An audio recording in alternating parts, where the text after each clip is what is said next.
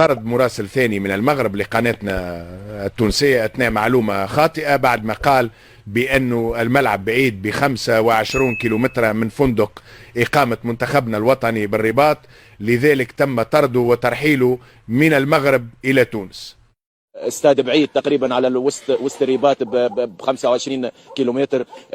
كما كنا رينا اليوم المنتخب لعب سولد اوت اذا الذاك الكل تم بيعها واقتنائها من جماهير المنتخب التونسي. صحيح ما ريناش استاد معبي كما تصورنا بما انه التذاكر الكل بيعت. يمكن النقطه السوداء اللي حبيت نشير لها هو لوم على تنظيم كي يبدا استاد كيما ريناه مش مغطي ديجا لي كونديسيون صعاب، زيد لي باركينغ تعباو كيما نعرفوا يتسمى استاد فرعي هو استاد اولمبي، دونك لي باركينغ ما رفعوش. هذاك علاش حطوا جمهور المنتخب بعيد 4 كيلومتر مشاو على ساقيهم في المطر هذيك.